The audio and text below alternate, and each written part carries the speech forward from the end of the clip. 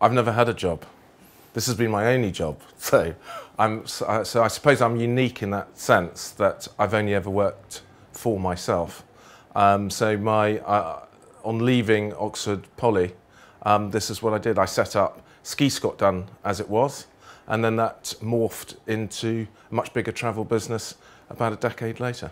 We started in 1986-87, which is the first ski season, and then in 95 we realised that our guests wanted more than just skiing holidays, so that's when we started with Africa, and then we ended up setting up Latin America, the Indian Ocean, Asia Pacific, European escapes, a whole childcare set up with children's clubs, Mediterranean holidays with villas, which mimicked what we did in the chalets, with chefs and hosts to look after and nannies to look after the children.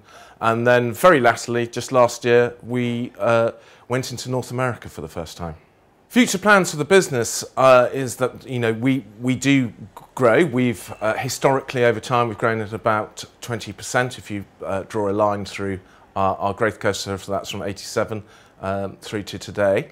We're growing a little bit faster than that at the moment. North America is a big push.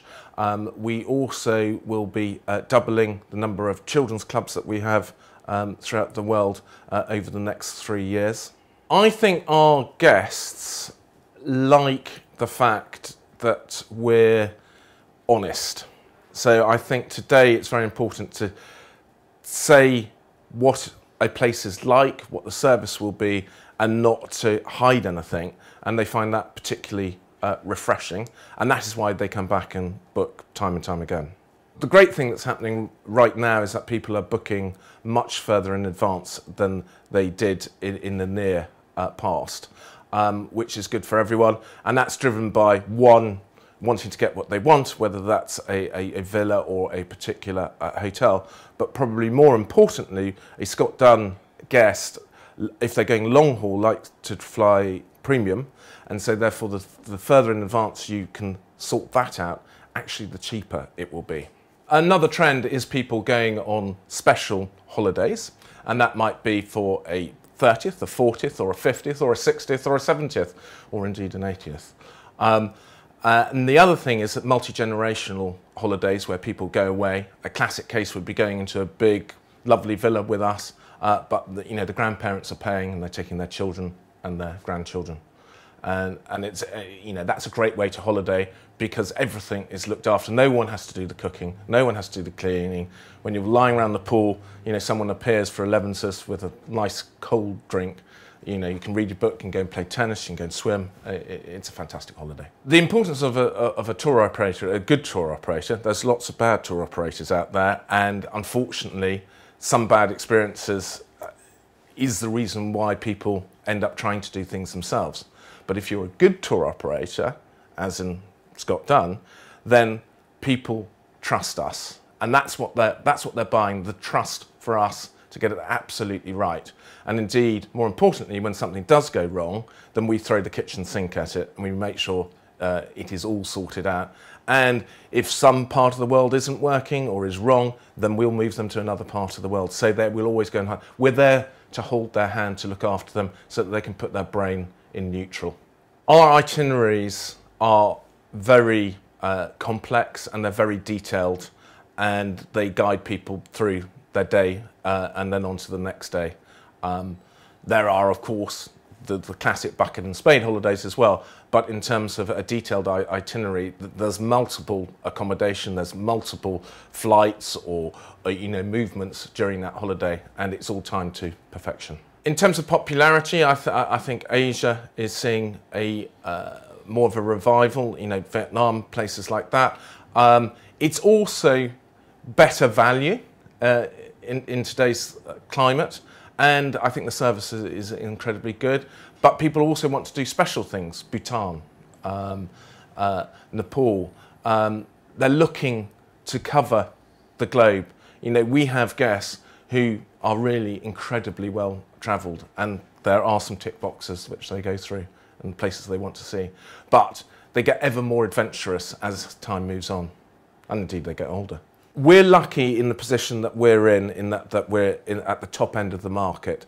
So that we're dealing, in terms of the UK, we're dealing with the top percentile of the country. And then we have an international play as well, which is growing. I wouldn't want to be in the middle market. I think that would be a horrendous space. I think one of the major challenges that will come to the fore is the millennial traveller. The people who their first port of call is the internet. They don't know what a tour operator is really and what they bring to the party. You know, we're very good at doing bigger and better itineraries, and it's has always been about the experience. You know, that you have a lasting memory on holiday. But now I think it's moved on more. It needs to be authentic. You need to have the right people in the right places showing guests around Marrakesh, around Bhutan, and that there needs to be a relationship with the people at Scott Dunn and that particular person on the ground. I think what I'm most proud of is the fact, you know, of the 104 people in this country who work with me, is that they enjoy coming to work. There's a great atmosphere. They're selling something that they love. They're truly passionate about what they do. You know, they spend 4 weeks of the year visiting all the places in which we operate. So we won't ever sell anything unless we've seen it. And when they're there, they're treated like royalty. So yeah, it's a great place, it's a great environment. We have an office in Chichester and also in Putney. And then, of course, we've got lots of people overseas. My advice would be, do whatever you're passionate about. You've got to really love what you're doing. I would also get, in this day and age, I would get some work experience. I would also look to get an internship. The reason why I say that is that we take interns at Scott Dunn, and every single one has always been offered a permanent position. So it works, in other words. Well, for me, it was a case of when I was a student, I went out to Verbier in Switzerland to see my sister for the first time, who was working out there. And because I was an impoverished student, I couldn't afford a ski pass. So I worked with her in the morning, I helped her, and then went skiing in the afternoon. And I realised that there was so many more things that you could do, and then it could be so much better than what was being offered back then in the day. And so, yes, my first love was skiing, and I just thought, how can I ski for free? So that's what came about. And, you know, needless to say, I love travelling. I'm not, you know, I've been on, you know, thousands of planes in my time, but I still enjoy getting on an aircraft. I've always wanted to be successful. I've been driven to be successful, and that might be to do with childhood, all kinds of things. But you know, my parents obviously did a reasonable job. You know, there was 5 of us, and you know, all of us have done well in our sector. With regard to ILTM, you know, it's a fantastic show because all the right people are there, and you get to see them in one place. And for me, that is invaluable.